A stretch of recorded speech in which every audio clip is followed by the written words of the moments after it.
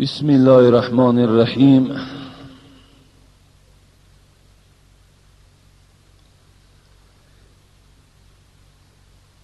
امام رسول و پیشوای سبیل، امام رسول و پیشوای سبیل، امین خدا محبتی جبرائیل،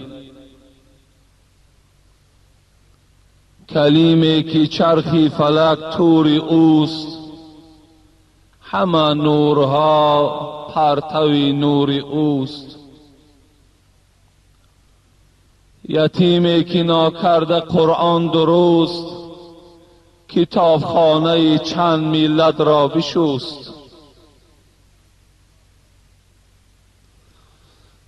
نماند به زندان دوزخ اسیر، کسی را که باشد چنین دستگیر.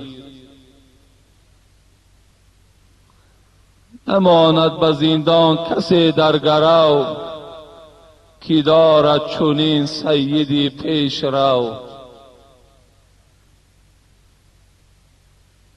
نمیدانم کدامین سخن گویمت، که بالاتری از آنچه گویمت. چی وصفت کند سعدی ناتمام، علیک السلام یا نبی السلام. اللهم صل علی محمد و علی آل محمد.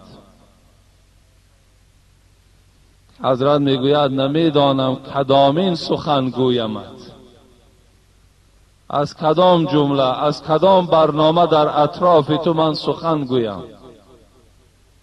نمیدانم کدامین سخن گویمت، که بالاتری از آنچه گویمت. هر چیزی میگم از او بالا هستی. خدای مهربانین صلوات ما را بر روح پاکین حبیبت محمد صلی الله علیه و سلم برسانید.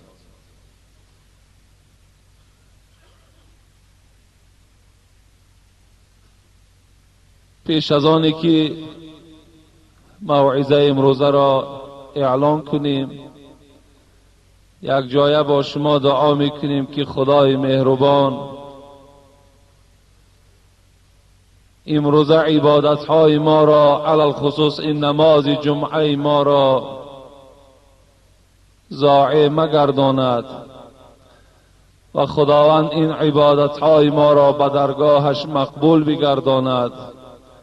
در نامه اعمال ما خدای مهربان ثواب این نماز جمعه را کتابت بفرماید و روز قیامت ما را از جمله نمازگزاران، علل خصوص نمازگزاران جمعه، سربرداشتند خداوند موفق ما بگرداند و تمام نیکی ها و مهربانی هاش پروردگار بالای ما روا بیند و تمام سختی ها و خجالت و شرمندگی ها را در روز قیامت پروردگار از بالای ما برداشته بگردانی.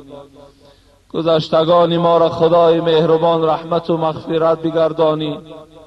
فرزندهای ما را خدایا توفیقشان را رفیق بگردانی و خدایا این تاجیکستان ما را باز هم آباد و زیبا بگردانی.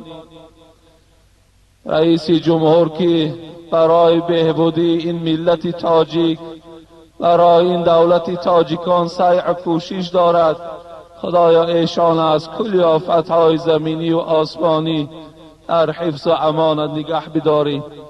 و امروز که این شهر کولابی ما در عرفه عید قرار دارد، خدایا این عید با یک آرامی و با یک صلح و آشتی و با یک دیگر فهمی و با چهره های خندان خدایا انجام یافتنش برای این مردم ما نصیب و روزی بگردانی.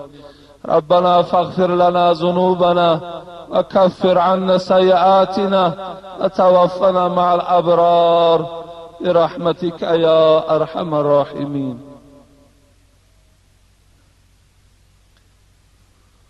اعوذ بالله من الشیطان الرجیم. بسم الله الرحمن الرحیم.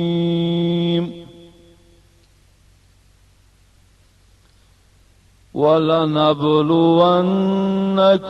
بِشَيْءٍ مِّنَ الْخَوْفِ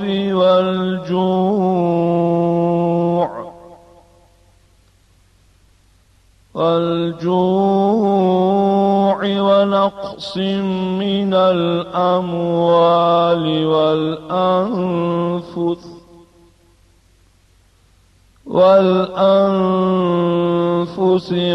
والثمرات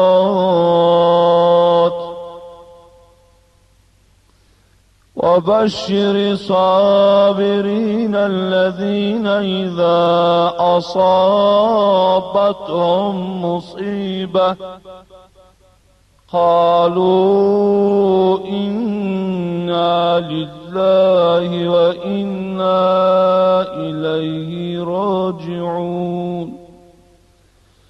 أولئك عليهم صلوات من ربهم ورحمة وأولئك هم المهتدون. صدق الله العظیم. آیتی که برای شما تلاوت کردیم و به سمع شما رسانیدیم از سوره مبارکه بقره است که این آیت برای آن کسانی که صبر کننده در مصیبتند چه بشارتی بلند را خبر می‌دهد.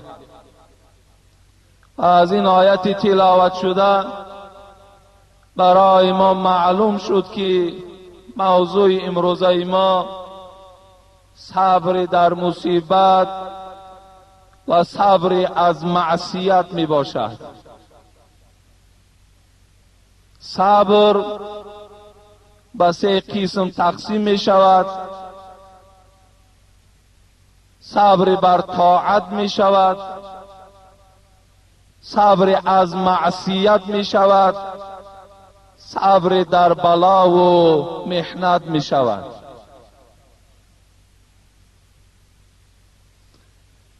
پیش از آنی که این آیت کریمه را مفصلا برای شما تحلیل کنم،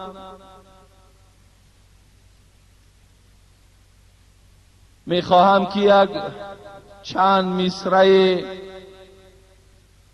حضرت مولوی جنونی در اطراف مصیبت ایجاد کردن برای شما تلاوت کنم. جهان جای گداز دوستان است، جهان جای گداز دوستان است، زی دنیا به دشمن بوستان است. ندید فرعون کافر درد سر را، ندید شدادیانش چشم تر را. به آدم توبه اینا ظلمنا، نگر نوحش به نوحه رنج دریا. ببین چیرچیس را هر دم کشتن، خلیل الله را در بین گلخن.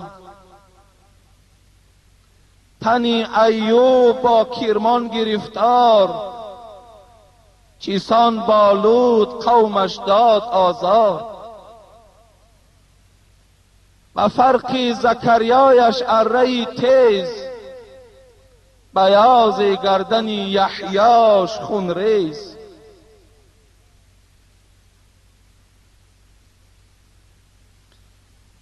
بشد زندان به یونس بطن ماهی، بیابان شد کشن دریای موسی.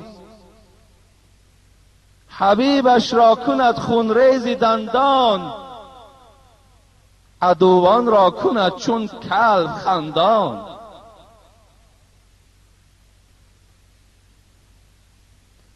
حضرت در این مصرع‌های شعری برای ما و شما چنان یک بیان نامه پیشنهاد کرد که شما باید از این مصرع‌های شعری که الحال خواندم باید با یک خلاصه میاییم که در اصل جهان جای گداز دوستان است، زدونی ها به دشمن بوستان است. در این جهانی که ما و شما زندگی داریم، حضرت میگوید پروردگار دوستان خودم، عاشقان خودش مبتلای در مصیبت میکند. هر کسی را که دوست می‌دارد، هر کسی را که می‌خواهد که با خود نزدیک گرداند، او را در بلا و در مشقت پروردگار گرفتار می‌کند. من یرید الله به خیرا یصب منه. حبیب خدا میگوید پروردگار از کدام بنده نیکی خواهد وی را در مصیبتش گرفتار میکند، وی را بالاش رنج و مشقت میارد تا که این بنده من صبر کننده شود و برای او من اجر نصیب گردانم. پیش از آنی که من مصیبت میگویم،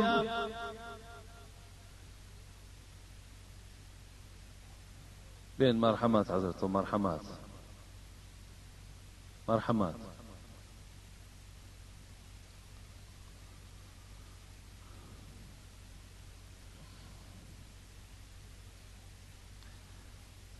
پیش از آنه که من مصیبت میگویم،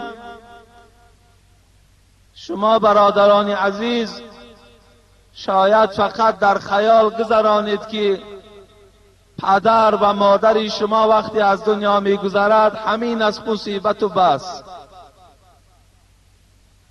پدر میگذرد مصیبت است، مادر میگذرد مصیبت است، فرزند میگذرد مصیبت است، اکه و خواهرهایی که از ما و شما جدا میشوند مصیبت است. در برابر این اگر ما و شما در راه اگر حتی پیشپایی خورده و حتی در زمین افتیم، اینم مصیبت است. حبیب خدا میگوید حتی بندهای کفش شما از پایتان کشاده شود، اینم مصیبت است. اگر شما فرزندی نااهل، اگر فرزندی که اطاعت پدر و مادر نمی کند، اینم برای شما مصیبت است. اگر دخترهایی که از ما و شما هست آنها اطاعت پدر و مادر نمی کنند، به شرم و به حیااند، اینم برای ما و شما مصیبت است. اگر ما و شما در یک صدمه دوچار می شویم، اینم مصیبت است. اگر در خاندان ما و شما زنهایی داشته باشیم که آنها فرمان ما و شما را اجرا نکنند، اینم برای ما و شما مصیبت است. انسانهایی که امروز بیزنند، اینم برای اونها مصیبت است.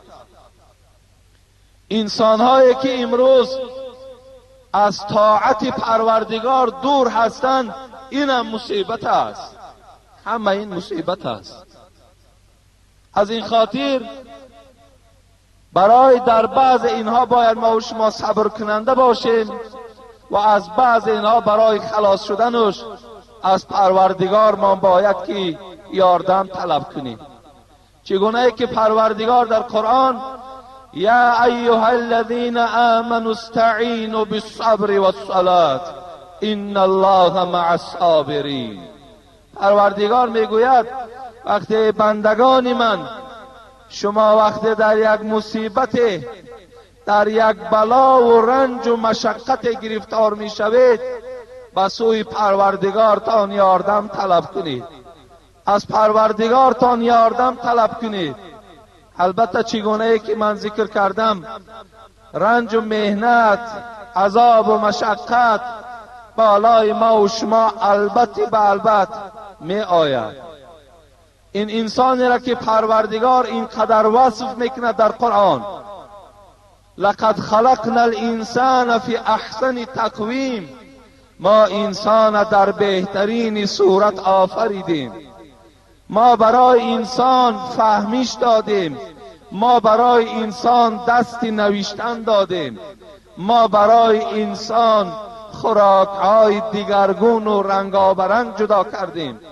وقتی خداوند انسان اینقدر صفت میکند، حتی در سوره اسراء اگر ما و شما نگاه کنیم، الله میگوید ولقد کرمنا بنی آدم و حملناهم فی البر والبحر ورزقناهم من الطیبات وفضلناهم على کثیر ممن خلقنا تفضیلا. الله میگوید من بنی آدم، یعنی فرزندهای آدم، یعنی اشاره به سوی ما و شما طبقه آدم. الله میگوید من شما را مکرم ساختم، من شما را شرف و عزت و قدر دادم، حتی نظر نمیکنی. حملناهم فی البر والبحر، اگر تو در خشکی سفر کنی، من برای تو اشتر، من برای تو اسب، من برای تو خر، من برای تو دیگر چارپاها را آماده کردم که حتی در بیابانها تو مانده نشوی، بالای اونها سوار شوی و آن مکانی که مقصد داری رفته برسی. فی البحر، پروردگار میگه اگر سفری بحری داشته باشی، سفری بالای دریایی داشته باشی، من برای شما کشتی ها آماده کردم تا که شما در داخل بحرها عذاب و شکنجه نخورید. همه این به خاطر چی است؟ به خاطری که انسان ما شرف دادیم، انسان ما قدر و قیمت دادیم. چنان فضلی که داد استم به آدم، به جبریل و به میکائیل ندادم. الله میگوید آن فضلی که من به فرزند آدم دادم، به جبرائیل و به میکائیل دادگی نیستم. آنجایی که فرزند آدم محمد صلی الله علیه و سلم رفت، جبرائیل رفتگی نیست، جبرائیل رفتگی نیست. و همین فرزند آدم خداوند در قرآن چی میگوید؟ لقد خلقنا الانسان فی کبد، ما انسان در رنج، ما انسان در محنت، ما انسان در سختی های دنیا قرار میدهیم. انسان در سختی ها و بلا و مشقت های دنیا گرفتار می شود. حتی مفسرای قرآن میگویند نظر کنین، از روزی که از نقطه اول حیات شما، از همان بطن مادر که گفتی حضرت مولوی درون پرده های تنگ و تاریک، از همون درون پرده های تنگ و تاریک مهنت و مشقت ما و شما سر می شود تا زمانی که ما و شما به دنیا می آییم. در دنیا رنج و مهنت ها می بینیم، بعد این رنج و مهنت ها را دیدن باز به چی روبرو میشیم؟ به مرگ روبرو میشیم. به یک مرگی که پیغمبر خدا عایشه صدیقه میگوید زمانی که حبیب خدا میگوید در درد موت گرفتار شد، برای من اشاره کرد که در یک ظرف آب بیار. وقتی آب آوردیم، حضرت میگوید در پیشش گذاشتن، چنان تبش بلند میشد که دست مبارک تر میکرد و در پیشانیش حضرت میگذاشت و بعدی گذاشتن چی میگفت؟ اللهم اعینی علی غمرات الموت و سکرات الموت، پروردگارا در سختی و مشقت مرگ حبیب تیاردم بکن، حبیب تیاردم بکن. یعنی همون مرگ در ما و شما باز روبرو میشویم. بعد این مرگ باز چی سختی ها داریم؟ باز در داخل قبر سوال منکر و نکیر داریم. با بعد این سوال منکر و نکیر عالم برزخ داریم. باز بعد عالم برزخ قیامت داریم. بعد قیامت باز مکافات های نیک و بد داریم. اینقدر طبقه های زیاد، اینقدر مرحله های زیاده الله برای انسان گذاشتگی هست. برای همین همه این بلا و مصیبت و مشقت ها را ما و شما چکار میکنیم؟ روز به روز بالای سرمان میگذرانیم. شاعر میگوید در محبت هر کی او دعوا کند 100,000 امتحان بر وی کند. در محبت هر کی او دعوا کند 100,000 امتحان بر وی کند. چون بود صادق کشد باری جفا، چون بود کاذب گریزد از بلا. اگر آدمی صادق باشد، اگر آدمی که در اصل ایمان یقینی داشته باشد، این بلا و رنج و مصیبتی که الله بالای او میارد همه اینها را چکار میکند؟ همه اینها را پسی سر میکند. در همه اینها شکر به سوی پروردگارش میگوید. لیکن اگر کاذب باشد، اگر ایمان یقینی نداشته باشد، این حالت وقتی که یک بلا و یک مصیبت و یک درد و یک ناداری که بالاش می آید، در حال بعد به شکایت و در حال ناراضگیش نزد پروردگارش بیان کردن می گیرد. از این خاطر حضرت گفتند جهان جای گداز دوستان است، زیدونی ها و دشمن بوستان است. در این دنیا پروردگار عاشقای خودش در گداز می آرد، عاشقای خودش در بلا و در مصیبت ها البته گرفتار می کند. حتی حضرت مثال می آرد، نمی بینی میگد ندید فرعون کافر درد سر را، ندید شدادیانش چشم تر را. ببین فرعون که دشمن پروردگار بود، فرعون که به کتاب خدا ایمان نه آورد و پیغمبری خدا تسلیم نشد و دعوای خدایی که کرد، الله با این دشمنش چیکار نکرد؟ با این دشمنش حتی دردی سر نداد. گفتی حضرت حافظ که فرعون را به عمر ندادیم دردی سر، فرعون را به عمر ندادیم دردی سر. اگرچه روایت ها میگن فرعون 400 سال حیات دید لیکن دردی سر ندید. فرعون را به عمر ندادیم دردی سر، زیرا که اون نداشت سری دردهای ما و طاقت درد ما نداشت. و هم ارزنده نبود. پروردگار میگوید که من فرعون در بلا و در مصیبتم گرفتار کنم، زیرا که شاعر میگوید ما بلا را به کس عطا نکنیم تا که نامش ز اولیا نکنیم. این بلا گوهر خزینه ماست، ما به هر کس گوهر عطا نکنیم. البته این بلا را شاعر میگوید این گوهر است، شاعر میگوید این قیمت دارد، این ارزش بی نهایت بلند است. این پروردگار به هر کس نمیدهد. برای همین به فرعون هم ارزنده نبود که پروردگار درد سر دهد یا به فرعون یگان بلا و مصیبت بیارد تا که و اگر در این صبر میکرد خداوند بهری و اجر و ثواب میداد.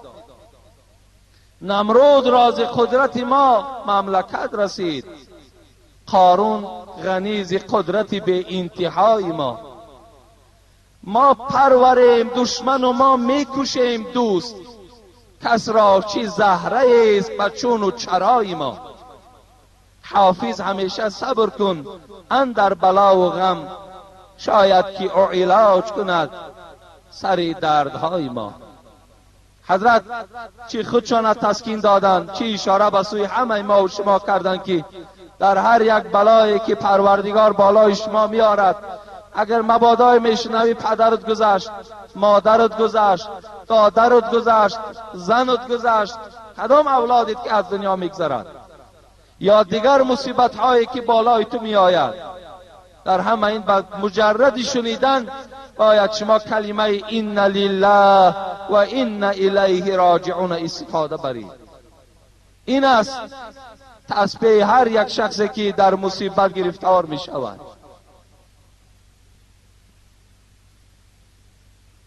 جهان جای گداز دوستان است، زیدونی ها و دشمن بوستان است.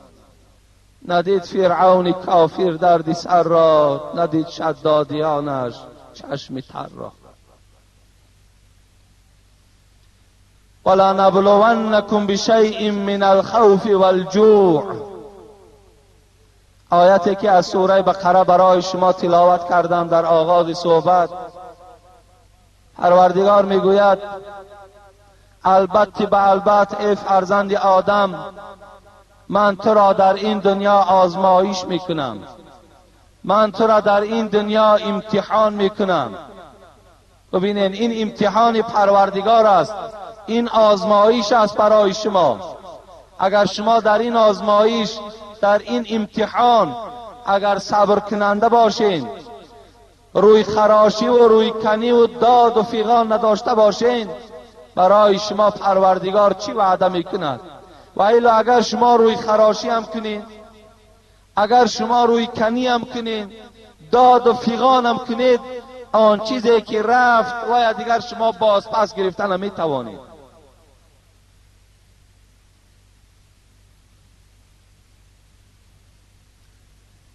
البته به البته شما را امتحان میکنم. الله میگوید ولا نبلونکم بشیء من الخوف والجوع. با چی چیز شما را امتحان میکنم؟ با خوف پروردگارتان. بالای شما ترس میارم. کنی نظر میکنیم آیا شما از پروردگارتان میترسید یا نمیترسید؟ آیا در دل شما ترس پروردگار جای میگیرد یا نمیگیرد؟ والجوع. بالای شما قحطی میاریم، ناداری میاریم، چی در شهرتان چی در خاندان یکی شما گرسنگی را برپا میکنیم، ناداری را برپا میکنیم، آزمایش میکنیم که کنی زمانی که تو دارا بودی، زمانی که شرایطت خوب بود، اون زمانها پروردگار تو عبادت میکردی، تو 5 وقت نمازی در مسجد داشتی، تو نماز جمعه میخواندی، تو از ماه رمضان روزه میگرفتی. اکنون این زمانی که مال و اسباب و انجام تو را گرفتیم، مقصد این مصیبت است. وقتی آدمی که شرایط باشد، بعد شرایط داشتن خداوند آن مال و اسباب و انجام از ما و شما گیرد و ما و شما را فقیر گرداند بعد توانگری، این خودش مصیبت است. لیکن الله میگوید همین مصیبت من بالای شما برپا میکنم. کنی نظر میکنم که در حالت توانگری، در حالت داراگی چگونه که خدا را عبادت میکردی، در این حالتی که چیزی نداری، فرزندها گویم گریان هستند، از شکم گرسنه اونها نالان هستند، از بدن بی‌لباس به سوی تو شکایت دارند. کنی در این خیل حالت آیا جای نمازت همراه تو هست یا نه؟ آیا در این خیل حالت تو از کی مدد طلب میکنی؟ زمانی که پروردگار اعلان دارد یا ایها الذین آمنوا استعینوا بالصبر والصلاة ان الله مع الصابرین. اندای من وقتی احوالت بد شد، وقتی که کمبودی های در تو پیدا شدن گرفت، وقتی که رنج و مهنتت زیاد شد، از پروردگار و طلب مدد کن. با چی طلب مدد کن؟ با نماز و با صبر. ببین رو به سوی پروردگار بیار. امروز اگر در بعض برادرای ما و شما کمتر اگر در سوداش کمی اگر در سوداش یک نقص پیدا شد، در حال میبینی که بعد به سوی مزارها دویدن و بعد زاره و تولا که اک بابا یک شایشی کار که برای همین سودای ما، حالان که نمیداند باباش بیچاره خودش احتیاج است که در حقش دعا کنی. تو به سوی پروردگار، به سوی آن ذاتی که این بابای تو را آفریده است، به سوی آن ذات شکایت کن، به سوی آن بابا، به سوی آن ذات دست بالا کن. انشاءالله اون ذات برای تو کشایش نصیب میکنه. اگر حلق گردن تو برادر عزیز پر از چوی توق باشد، پر از موره های چشمی و پر از تمارهای حاجی میرزا باشد، اگر تو یاردمی از الله نداشته باشی، اینا برای تو هیچ فایده ندارد. خدا چی میگوید؟ یا ایها الذین آمنوا استعینوا بالصبر والصلاة. ای مردم، ای کسی که در این حالتهای تنگی میزنین، فقط یاردم از پروردگارتان طلب کنین، لیکن با صبر و با نماز، با صبر و با نماز. زیرا الله میگوید ان الله مع الصابرین، من همراه صابران هستم. صبر کن، با که ندارد صبر کن. شاید همین کمبغلی که بالای تو پروردگار آورده است 1 سال دوام کند، شاید 2 سال دوام کند، شاید 2 ماه دوام کند، این کسی نمیداند. لیکن تو بالای جای نماز فقط از الله یاردم طلب کن. خدایا بگو که من میدانم که تو مرا امتحان داری، تو مرا آزمایش داری، من بنده شکر کننده تو هستم. اگر تمام اسباب انجام مگیری، من روی از عبادت تو نمیتابم، من همون بنده اساسی تو هستم. خدایا گفته دعا در بالای جای نمازت بکن. وقتی حضرت امام عبدالله ابن عباس به سوی خانهش می آمد، یک خوشخبری از پیش راش پر آمد و گفت ای عبدالله، گفت همون یگانه فرزنده که دوسرویک بود و تو دائم نوازشش میکردی، بسیار بچه با ذهن و خدا ترس بود، افسوس که همون از دنیا گذشت. عبدالله به شنیدن این مرگ فرزندش مثل بعض پدر و مادرها داد و فیغان سر نکرد. حضرت از بالای اسبش پایان شد و در همان پهلوی اسبش آب طهارتی که داشت گرفت، طهارت کرد و بالای جای نماز 2 رکعت نماز خواند. این مرد که خبر داده بود گفت ای عبدالله، گفت من برای تو فوت فرزند خبر دادم، من برای تو مرگ میوه دل تو را خبر دادم، من برای تو مرگ میوه دل تو را خبر دادم، تو باشی نماز میخوانی. حضرت عبدالله چی گفتن؟ گفتن ای غافل، گفتن ای بی خبر، تو آیا نمیدانی پروردگار در قرآن میگوید یا ایها الذین آمنوا استعینوا بالصبر والصلاة ان الله مع الصابرین؟ تو نمیدانی که پروردگار میگوید هرگاهی که هم مصیبت بالاتان که آوردم، در حال داد و فیغان یک جانب بگذار، 2 رکعت نماز بخوان و یاردم از خدا در این مصیبت طلب کن. با صبر، صبر کن، صبر کن، پروردگار همراه تو است. اگر تو صبر کنی، از این دیده بهترین شب برای تو نصیب میگردانم. البته پروردگار قادر است. از این خاطر الله میگوید من شما را به گرسنگی امتحان میکنم، به گرسنگی. امروز بین بعض برادرای ما بعد که دولتدار هستند و یکی بی دولت میمانند، بعد دستی به جنایت میزنند. بعد میبینی که موادهایی را میفروشند که الله هم از فروختن او راضی نیست، این جمعیت تاجیکستان هم راضی نیست. وقتی دست به این میزند، میخواهد که با واسطه این حرام کرده ها از این گوره بحران، از این بحران، از این کمبودی که الله بالاش آورده است برایت. لیکن دور و دراز نارفته میبینی خبرش آمد که در فلان جا دستگیر شد یا با دست فلانی به قتل رسید. برادرای عزیز، در این حالت ما و شما سراسیمه نشویم. این مصیبت ها و مشقت های پروردگار بالای ما زیاد می آید. باید ما بنده های او چیکار کنیم؟ باید صبر کننده باشیم. انشاءالله الله همراه ما هست. من شما را گفت پروردگار من الخوف والجوع، من شما را با گرسنگی چیکار میکنم؟ امتحان میکنم.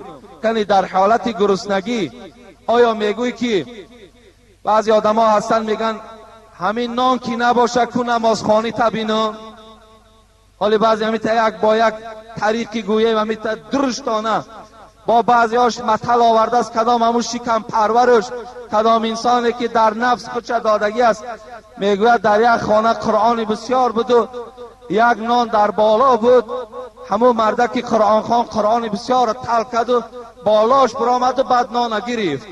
برای همین اول نان بعد ایمان. تو هزار نامعقول کرده، تو هزارها نامعقول کرده. همه وقت البته اگر شکم بی تو سیر باشد، از تمامی آن انواعی که الله داده است برای تو، بهترین طعام ها در شکم تو باشد، لیکن ایمان نداشته باشی، حالت چی می شود؟ حالت چی می شود؟ حضرت ابوبکر وراقی گفتن از آن روز به گورستان که خوابم، چنین در گریه و حال و تباهم.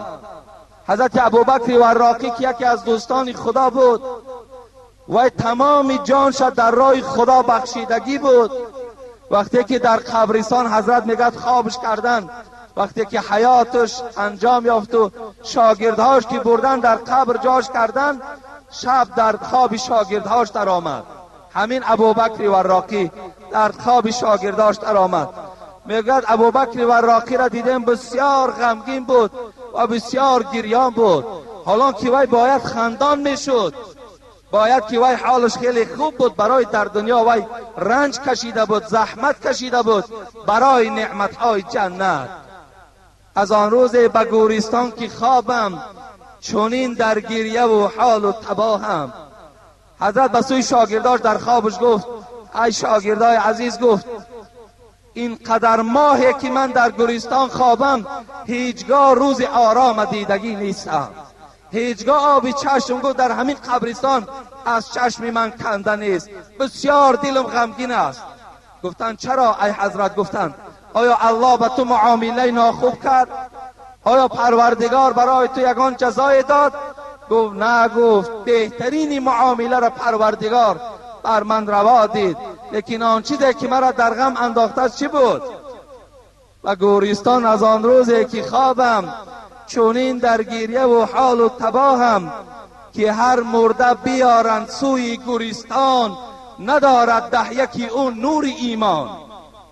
ده ها مرده که امروز میارند، در اینجا خبرش به گوش ابوبکر وراقی میرسد که از همین 10 نفر یک تاش ایمان ندارد، به ایمان به گورستان آمدند. وقتی به ایمان به گورستان می آید، با او چگونه معامله می شود شما خودتان تصور کنید. خدا رحمت کند خواجه جندی را که حکایت مولوی جنونی در کتابش می آرد، یکی از خواجه جندی بپرسید که تو به یا سگی و از کس نترسید.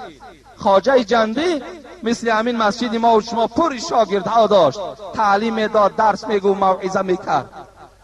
بار در بین شاگردهاش موعظه داشت که یک آدمی از بیرون در آمد، یک دوستی خدا بود، وای در آمد و گفت ای خواجه جندی، گفت تو را مرتبت در نزد پروردگار بلند است یا این سگ بلند است؟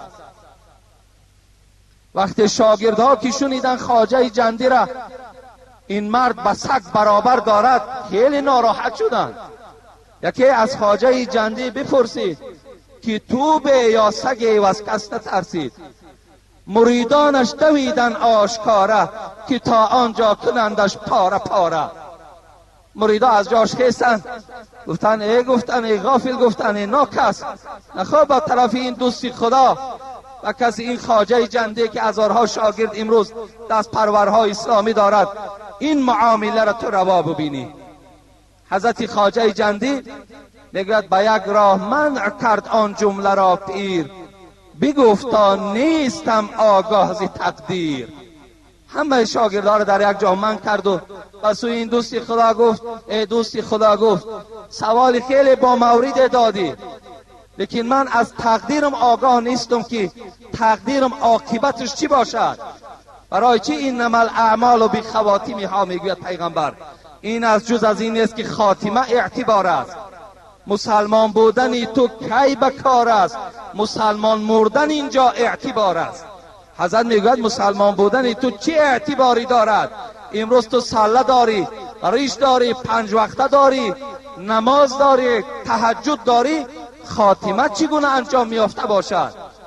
تو خاتمت اعتبار است. میگوید حضرت گفتن که نیستم آگاه ز تقدیر، از تقدیرم آگاه نیستم. گفت بچی گفت گر از اوباش راه ایمان برم من، توانم گفت که سگ بهترم من. گفت ای دوستی خدا، گفت بسیار سوال خوب دادی. اگر گفت من از این دنیا همین خواجه جندی اگر ایمان برد، گفت ایمانی به قبر و ایمانی به روز قیامت برد، از سگ دیده گو مرتبش بلند است. وگر ایمان نخواهد برد ز اوباش، چو موی بودم من در سگ کاش. حضرت گفتن اگر از این دنیا من شرمندوار، اگر از این دنیا به ایمان روم، قسم به پروردگار خدا کاش که مرا یک تار موی از سگ بگرداند و خواجه جندی نکند. یک تار از موی سگ بگرداند، اگر چند سگ نجس خواندند از همین نجس مرا گرداند و لیکن مرا چکار نکند، خواجه جندی نگرداند.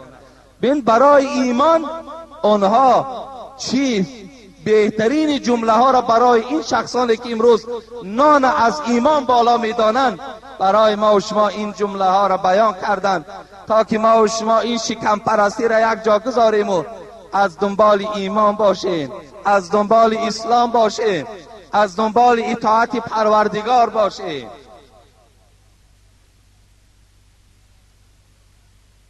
پروردگار گفت من در گرسنگی شما را امتحان میکنم. حالتانه گویم دسترخوان هایی که پر از میوه بود، از تمام نمود قند و قنفدها آراسته بود، هر روز درآمد بود، حساب نداشت. امروز که من پروردگار تو هستم و همون نعمت ها را گرفتم، دسترخوان تو را خالی کردم. اکنون اون زمان مرا عبادت میکردی. اگر عبادتت برای نعمت های من نباشد، پس تو در گرسنگی مرا عبادت میکنی. اگر عبادتی تو برای همون نوش و نعمت باشد، این زمان در تو کفران نعمت میکنی، تو از پروردگارت روی میگردانی، قهر میکنی و از این اجر مصیبت و بلایی که بالای تو آوردم تو بی نصیب میشوی. جو و نقص من الاموال، پروردگار میگوید من در مال تو نقص میارم، در مال تو نقص میارم. چگونه که الحال گرسنگی را با این نابودی هر چمن شهر دادم که مالدار بودی به مالت میکنم و سنجش میگذرانم کنی تو چگونه و سوی پروردگارت بندگی تا دوام میتی. نقص من الاموال و الانفس، الله میگوید دیگر سنجشی که بالای تو میکنم این است که از اولاد تو کسی را میمیرانم. گویم که فرزندی داری که از او یک ساعت جدا ایستادن نمیتوانی، یا مادر تا بسیار دوست میداری، پدر تا دوست میداری، یا برادر تا دوست میداری، یا عائله تا دوست میداری، انمون دوستداری تو را از بری تو جدا میکنم، جان او را قبض میکنم. کنی نظر میکنم که چگونه به سوی پروردگار تو بندگی میکنی، چگونه به سوی پروردگارت سپاسگزاری میکنی. وقتی که میگوید انفس و ثمرات، دیگر سنجشی که پروردگار میگوید من شما را میکنم این در میوه های شماست. بعضی مفسرها گفتن میوه، مقصد از میوه این همون زمین هایی که ما و شما درخت داریم، درخت های میوه دار دارند. من پروردگار میگوید یک زمان میارم که این درخت های تو را خشک میکنم، یا زمان میارم که در درختات هیچ میوه نمیدهم. کنی میبینم زمانی میوه دادن چگونه عبادت داشتی و این زمانی که زمینی تا از میوه خالی است، این حالت در چگونه عبادت بکنی.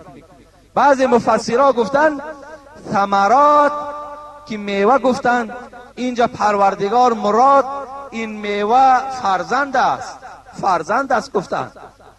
فرزند میوه دل است. چگونه حدیث رسول اکرم است که وقتی ملائکه ها آمده جان فرزند ما را میگرفته است، الله میگفت است قبضتم ولد عبدی، آیا جان فرزند مرا گرفتید؟ فیقولون نعم، آنها میگفتند بله پروردگارا جان فرزند تو را گرفتیم. قبضتم ثمرة فؤاده، آیا میوه دل او را کندید؟ مقصد از فرزندای ما و شما وقتی از دنیا میگذرند پروردگار با این فرشته ها میگفته است آلی میوه دل بنده مرا کندید؟ فیقولون نعم، اونا میگفتن بله پروردگارا میوه دل بنده تو را کندیم. فماذا قال عبدی، وقتی این بچه دوستدار که جان گرفتید اون پدر و مادر چی گفتند؟ چی گفتند؟ از ملائکه ها پروردگار میپرسد فماذا قال عبدی، این بنده من چی گفت؟ فرشته ها چی میگویند؟ میگوید پروردگارا حمیدک و استرجعه، خوش به حال بنده تو میگوید. بهترین فرزند او را میگه جانش گرفتیم تا جای وی داد و فیغان گوید حمیدک و استرجعه، وی باشد میگه شکر به سوی تو پروردگار، این نعمتی بود که برای من دادیش و باز این نعمت از من جدا کردی. این لله و این الیه راجعون، ما از تو هستیم و به سوی تو بازگشت داریم. بنده تو این کلمات ها را تکرار کرد. الله میگوید که ای ملائک آگاه باشید، بنوا لعبد بیتا فسموه بیت الحمد، پس این گونه که باشد در جنت گو یک خانه برای او بنا کنید و این خانه قصر که در جنت بنا میکنید نامش حمد گذارید، نامش ستایش گذارید و با این بنده شکر کننده و نصیب گردانید. حضرت عطای ابن عطا را حکایت میارند که بار همراه 10 فرزند داشت، میگوید به سفر برآمد. ببین دوستای خدا در چی عذابهای گرفتار بودند. برای چی در سرآغاز من خواندم تنی ایوب با کرمان گرفتار، چیسان با لوط قومش داد آزار. حضرت ایوب ببین 9 سال، بعضی روایت ها 18 سال حضرت بدنش در من بالا یک تخت سنگ بیرون از محله بیماری میکشید. حضرت لوط چه عذابهایی داشت، چرچیز چه عذابهایی داشت، ابراهیم خلیل چه عذابهایی داشت، چه از محمد صلی الله علیه و سلم چه رنجهایی داشت. حضرت ابن عطا میگوید همراه 10 بچه‌اش 10 فرزندش به سفر برآمدند. در نصف راه میگوید در دست مشرکان، در دست آدمان بی خدا دستگیر شدند. البته معامله آدم بیدین نسبت دیندار این معلوم است چگونه یک رابطه ناخوب میکند، چگونه یک بیرحمی نسبت البته مسلمان روا میبیند. در حال میگوید پرسان کرد که اینا کیا هستند؟ گفت این 10 فرزند من هست. میگوید یکایک چشمش میبندن، یکیش او در پیش پای پدر میغلطانن، گردنش میبرن. این پدر باشد میگوید به سوی آسمان نگاه دارد، دوست خدا، عاشق پروردگار، به سوی پروردگار نگاه دارد و تبسم دارد، خنده دارد. وقتی میگوید دویم فرزند هم چشمش بستند، در پیش پاش میگوید باز اینش هم ذبح کردند، اینش هم میگوید قتل کردند. این چونین میگوید 9 فرزند ابن عطا را به قتل رسانیدند. وقتی نوبت 10 فرزند رسید که این 10 فرزند میگوید خیلی فرزندی کوچکش بود، فرزندی گویم همون آخران فرزندش بود. وقتی نوبت این که شد به سوی پدر گشت و گفت پدر گفت چی پدری بیرحمی بوده ای؟ 9 فرزند تو را در پیشت قتل میکنند، تو باشی به سوی آسمان نگاه کردن میخندی. آیا این گفت نشانه مهر و محبت پدر و فرزندی است؟ این پدر میگوید وقتی صدای این فرزند چکی شنید در حال میگوید آب چشمش مثل باران جاری شد و گفت ای فرزند، گفت این نقشه را گفت ذات مطرح کرده است که با او جنجال کردن نمیتوانیم. این فرزندهایی که در پیش ما گفت قتل میشود، اینا گفت آن ذات گفت خواسته است که من در نزد او چگونه و چرا گفتن نمیتوانم. به خدا قسم گفت 70 بار به سوی پروردگار شفاعت شما را طلب کردم، لیکن ندای آمد که ای ابن عطا اگر در این مصیبت بالای تو آوردم صبر نمیکنی از جریده دوستات را خط میزنیم. ما گفت در این بلا صبر کننده هستیم. میگوید وقتی که این 10 فرزند که به قتل رسانیدن، حضرت مولوی خدا رحمت و مغفرتش کند در مثنویش این منظره را یک بیان دارد، میگوید طریق عشق جانان بی بلا نیست، زمان بی بلا بودن روا نیست. طریق عشق جانان بی بلا نیست، این راهی که برادرای عزیز ما و شما پیشه گرفتیم، این راه نماز این راه روزه، این راه عبادت پروردگار. میگوید حضرت این راه میگوید از بلا خالی نیست، این راه مشقت ها دارد، این راه کشمکشی ها دارد، این راه سیاست و پوپیسه ها دارد، این راه شنیدن دشنامه ها دارد، این راه انهنت راه است. وقتی از حبیب خدا پرسیدن ای الناس اشد بلاء، ای حبیب خدا سختترین بلا بالای کدام انسان است؟ حبیب خدا چی گفتند؟ قال الانبیاء ثم الصالحون ثم الامثل والامثل. پیغمبر خدا گفتند سختترین بلا بالای پیغمبر هاست، بعد از آن گفت بالای صالحون است، بعد از آن بالای این چنین شخصانی که در این راه درست قدم زننده هستند. اینا دائم سختترین بلا را میکشند. طریق عشق جانان بی بلا نیست، زمان بی بلا بودن روا نیست. حضرت میگوید بلا کش تا لقای او ببینی، که مردی بی بلا مردی لقا نیست. بلا را بکش، عذابها را تحمل کن، سختی ها را تحمل کن. هر چیزی که در این راه بالای تو می آید نترس. در حال پشیمان نشو که کاش که به نماز بشیدیم، یا کاش که همین مسجد نمی آمدیم، اینقدر سخن نمی شنیدیم. نه، حضرت میگوید بلا کش تا لقای او ببینی، که مردی بی بلا مردی لقا نیست. اگر تو خواهی لقای پروردگار تا ببینی، اگر تو خواهی که نوازش پروردگار تا ببینی، در این دنیا تو چیکار کن؟ تو عذاب و مشقت این راه را تحمل کن، عذاب و شکنجه این راه را برداشت کن. اگر 100 تیر بر جان تو آید، حضرت میگوید اگر 100 تیر بر جان تو آید، چو تیر از شست او آید خطا نیست. میانی 100 بلا خوش باش با دوست، خدا آنجا کو بود هرگز بلا نیست. هزارها بلا به سرت بیاید، میگوید تو دوستی از پروردگار نکن، تو رابطه با پروردگار قطع نکن، هرچند که اگر بلا و مصیبت بالای تو آمدن گیرد. میان 100 بلا خوش باش با دوست، خدا آنجا کو بود هرگز بلا نیست. حضرت در آخر میگوید از آنجا هرچی آید راست آید، تو کجمنگر که در کجبین وفا نیست. از آنجا هرچی می آید اون تو خوب استقبال کن. هر چیزی که از اونجا می آید وای غلط نه آمده، وای درست آمدگی است. پروردگار هر درد و بلایی که از آسمان فتد، اول به لوح سینه صاحب دلان رسد. هر درد و بلایی که از آسمان می آید، اول کجایی که یک بنده که در راه پروردگار خدمتگار است، اول بالای اون می آید، تا که از این نعمت، از این گنج پروردگار این بندش چیکار کند؟ برخوردار کند. این است البته یک مختصراً در اطرافی که انسان از بلا و مهنت هیچ وقت خالی نیست.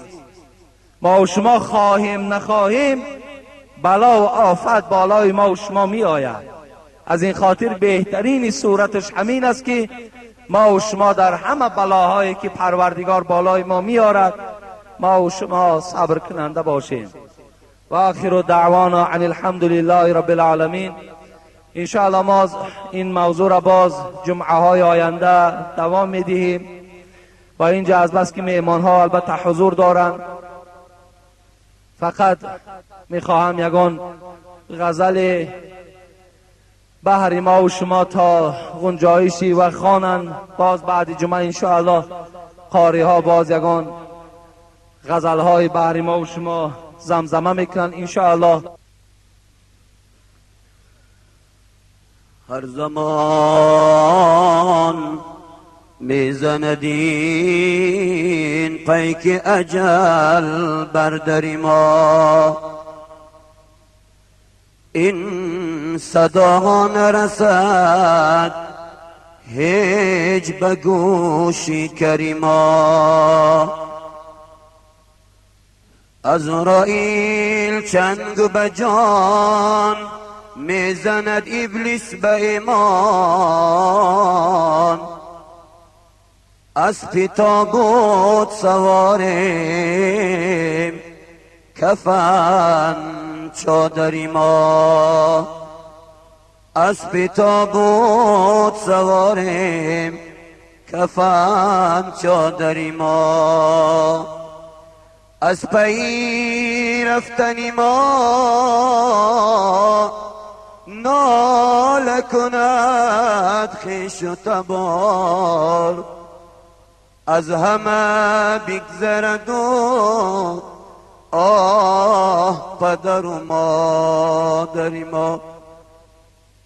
قصر و ایوان به مال و زر خود منازی. زر و سیم از دیگران خشتی لحد بستر ما. زر و سیم از دیگران خشتی لحد بستر ما.